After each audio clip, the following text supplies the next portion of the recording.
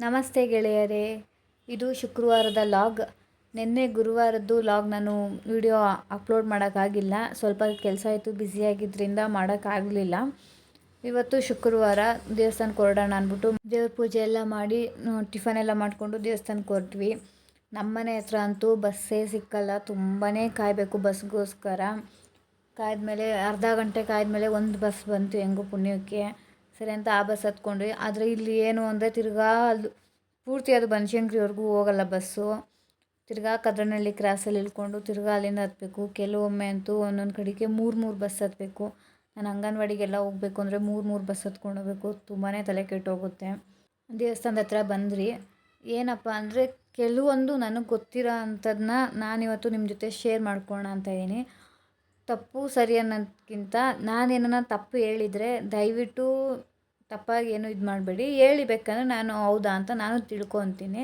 ಯಾಕೆಂದರೆ ನಾನು ಹುಟ್ಟಿ ಬೆಳೆದಿದ್ದೆಲ್ಲ ಬನಶಂಕರಿ ಆಗಿದ್ದರಿಂದ ಕೆಲವೊಂದು ವಿಷಯಗಳು ನನಗೆ ಗೊತ್ತಿದೆ. ಅದರಿಂದ ನಾನು ಅದನ್ನು ನಿಮ್ಮ ಹತ್ರ ಹಂಚ್ಕೊಳ್ಬೇಕು ಅಂತ ಇದ್ದೀನಿ. ಇರೋರು ನಮಗೆ ಗೊತ್ತು, ಇದನ್ನು ಮತ್ತೆ ಯಾಕೆ ನೀವು ಹೇಳ್ತಾ ಇದ್ದೀರಾ ಅಂತ ಅಂದ್ಕೊಳ್ಬೋದು. ನಾನು ದೇವಸ್ಥಾನಕ್ಕೆ ಹೋದಾಗಲೇ ತುಂಬ ಜನ ನೋಡಿದ್ದೀನಿ, ಅದು ಯಾಕೆ ಮಾಡ್ತಾರೆ, ಇದು ಯಾಕೆ ಮಾಡ್ತಾರೆ ಅಂತ ತುಂಬ ಜನ ನನ್ನ ಹತ್ರನೂ ಕೇಳಿದ್ದಾರೆ. ಅದರಿಂದ ಗೊತ್ತಿಲ್ಲದೆ ಇರೋರಿಗೆ ಸ್ವಲ್ಪ ಗೊತ್ತಾಗಲಿ ಅನ್ನೋದಕ್ಕೋಸ್ಕರ ಅಷ್ಟೇ ಮಾಡ್ತಾ ಇರೋದು. ತುಂಬಾ ಚೆನ್ನಾಗಿ ದೇವ್ರುಗಳಿಗೆಲ್ಲ ಅಲಂಕಾರ ಮಾಡಿ ದೀಪಗಳೆಲ್ಲ ಇಟ್ಟಿದ್ರು. ಇದು ನಮ್ಮ ಫೇವ್ರೆಟ್ ದೇವರು ಗಣೇಶ, ತುಂಬಾ ಚೆನ್ನಾಗಿ ಮಾಡಿದರು. ನಿಂಬೆಹಣ್ಣಿನ ದೀಪ ಯಾಕೆ ಹಚ್ತಾರೆ ಮತ್ತು ಹೆಂಗೆ ಹಚ್ಚಬೇಕು ಅಂತ ಅಂದರೆ, ಮೊದಲು ದೇವ್ರ ಹತ್ರ ನಾವು ಏನನ್ನ ಹರಕೆ ಕೇಳ್ಕೊತೀವಲ್ಲ, ಅದು ನೆರವೇರಿದ್ರೆ ನಾವು ಈ ಥರ ಹಚ್ತೀವಿ ಅಂತ ದೇವ್ರ ಹತ್ರ ಬೇಡ್ಕೊಳ್ಳೋದು. ಅದು ನೆರವೇರಿದ್ರೆ ನೀವು ಎಷ್ಟು ದಿನಕ್ಕೆ ಕೇಳ್ಕೊಂಡಿರ್ತೀರ ಅಂದರೆ 9 ದಿವಸ, 5 ದಿವಸ, ಆಲ್ಮೋಸ್ಟ್ ಎಲ್ಲ 9 ದಿವಸದ್ದೇ ಕೇಳ್ಕೊಳ್ಳೋದು. ಈ ಥರ ಸಮ ಅಲ್ದೆಲ್ಲ ಬೆಸ ಸಂಖ್ಯೆಯಲ್ಲಿ ಕೇಳ್ಕೊಳ್ಬೇಕು. ಕೇಳಿಕೊಂಡು ಹಚ್ಚೋದು. ಮೊದಲನೇ ದಿವಸ 1, ತಿರ್ಗಾ ನೆಕ್ಸ್ಟ್ ವಾರ 2, ಅಂದರೆ ನೀವು ಯಾವ ವಾರದಲ್ಲಿ ಹಚ್ಚಿರ್ತೀರೋ, ಇವಾಗ ಶುಕ್ರವಾರ ಹಚ್ಚಿದ್ರೆ ನೆಕ್ಸ್ಟ್ ಶುಕ್ರವಾರನೇ ಹಚ್ಚಬೇಕು. ಆ ರೀತಿಲಿ ಹಚ್ಚೋದು. ದಿನ ಒಂದೊಂದು ಸಂಖ್ಯೆನ ಹೆಚ್ಚು ಮಾಡ್ಕೊತಾ ಹೋಗೋದು. ಒಂದೊಂದು ನಿಂಬೆಹಣ್ಣ ಹೆಚ್ಚು ಮಾಡ್ಕೊತಾ ಹೋಗೋದು. ಇದರಲ್ಲಿ ನಿಮ್ಗೇನಾನ ಕೆಲವೊಂದು ವಿಷಯಗಳು ಅರ್ಥ ಆಗಿಲ್ಲ ಮತ್ತು ಬೇರೆ ಏನಾನ ಕೇಳಬೇಕು, ಏನಾನ ಡೌಟ್ ಇತ್ತು ಅಂದರೆ ಬೇಕಾದ್ರೆ ನೀವು ಕಮೆಂಟಲ್ಲಿ ಕೇಳಿ, ನಾನು ಉತ್ತರ ಕೊಡ್ತೀನಿ. ಅದಾದಮೇಲೆ ಇಲ್ಲಿ ದೇವ್ರದ್ದು ಸೀರೆಗಳೆಲ್ಲ ಮಾಡ್ತಾರೆ, ತುಂಬಾ ಚೆನ್ನಾಗಿರುತ್ತೆ. ಈ ಸೀರೆಗಳನ್ನ ಬಂದು ಭಕ್ತಾದಿಗಳು ದೇವ್ರಿಗೆ ಅಂತ ಕೊಡ್ತಾರೆ. ದೇವ್ರು ಗುಡ್ಸಾದ್ಮೇಲೆ ಇದನ್ನು ಮತ್ತೆ ಸೇಲ್ ಮಾಡ್ತಾರೆ.